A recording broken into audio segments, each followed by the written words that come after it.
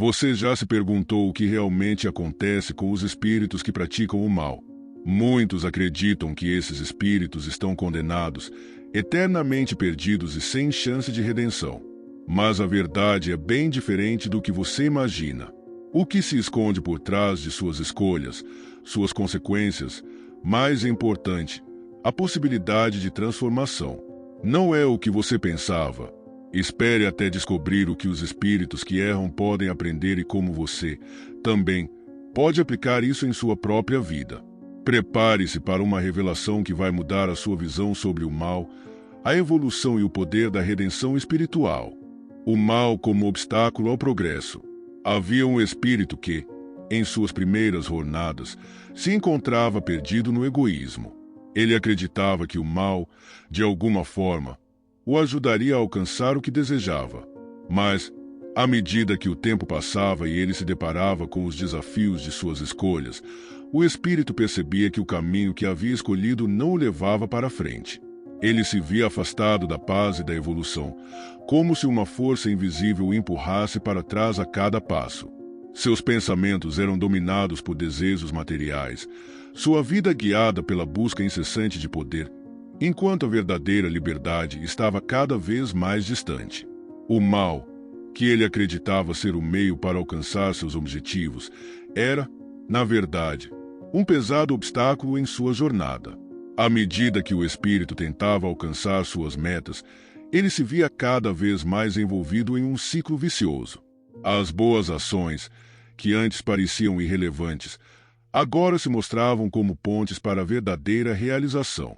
Ele começou a perceber que o mal o afastava de sua verdadeira essência, daquela parte de si mesmo que desejava ser melhor. Contudo, ele sentia dificuldade em romper esse ciclo. O egoísmo, o orgulho, a avareza, eram como correntes invisíveis que o mantinham preso, sem que ele percebesse. E, mesmo quando tentava agir de forma mais justa e compassiva, o peso de suas falhas passadas o fazia hesitar. Ele havia se afastado demais das leis divinas e da verdadeira moralidade. O espírito, então, começou a refletir sobre a dor que causava aos outros. Ele notava como suas ações egoístas feriam os outros e o afastavam da verdadeira felicidade.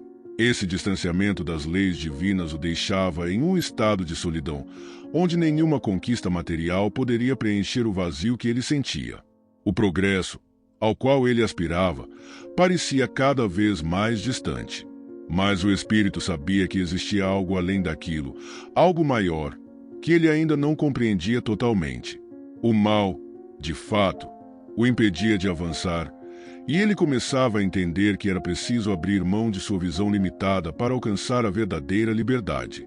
Foi então que o espírito entendeu que, para superar o mal, era necessário mais do que palavras ou promessas vazias. Ele precisava mudar sua essência, se despir das ilusões do ego e abrir o coração para a verdadeira evolução.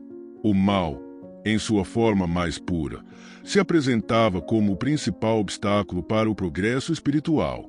O que ele precisava fazer era deixar de lado sua visão egocêntrica e abraçar o amor, a bondade, a compaixão. Mas o caminho era longo e árduo, e ele sabia que não seria fácil. No entanto, agora ele entendia que o verdadeiro progresso estava em sua capacidade de mudar, de aprender e de se reconectar com as leis divinas. Consequências naturais das más ações. Em uma de suas existências, o espírito cometeu erros graves, prejudicando aqueles ao seu redor em busca de satisfação pessoal. No início, ele não percebeu o peso das consequências, pois suas ações pareciam não ter impacto imediato. No entanto, com o passar do tempo, ele começou a perceber que suas atitudes o levavam a uma série de situações desafiadoras. Pessoas que antes eram suas aliadas agora se afastavam, e ele sentia uma solidão crescente que o consumia. A sensação de vazio era maior a cada passo que dava, e, sem perceber, ele estava vivenciando as primeiras consequências de suas más escolhas. O espírito, no entanto, não entendia que a natureza das ações estava em sua própria causa e efeito. Ele continuava a buscar justificativas externas para o que estava acontecendo em sua vida, sem compreender que o universo, em sua sabedoria, não castiga, mas apenas reflete o que ele havia semeado. Cada dificuldade que ele enfrentava não era um castigo, mas uma oportunidade de aprender com o que havia feito no passado. As lições estavam ali, prontas para serem absorvidas, mas ele ainda resistia. Cada vez mais, o peso de suas escolhas se tornava evidente, como se o próprio universo o estivesse chamando para uma reflexão mais profunda. Quando o espírito começou a olhar para trás, ele percebeu como suas ações haviam afetado os outros. O dano causado aos seus semelhantes era agora claro, e ele sentiu um peso em sua consciência que o incomodava. Ele se deu conta de que a dor que sentia não era uma punição direta, mas a manifestação das consequências naturais do mal que havia praticado. Como um reflexo, a dor que ele causou ao outro retornava para ele, de formas que ele não poderia prever. Cada ato de egoísmo, de má intenção ou de orgulho, havia criado uma onda que o atingia de volta. E isso não se limitava apenas à sua existência presente, mas também se projetava para o futuro. Finalmente, o espírito começou a entender que a lei de causa e efeito não era um simples conceito, mas uma verdade universal e imutável. Ele sentiu que suas ações estavam profundamente conectadas com a vibração do universo e que, a cada erro cometido, ele estava se afastando de seu verdadeiro caminho. Porém, nesse momento, ele também percebeu que as dificuldades que enfrentava eram uma oportunidade para mudar.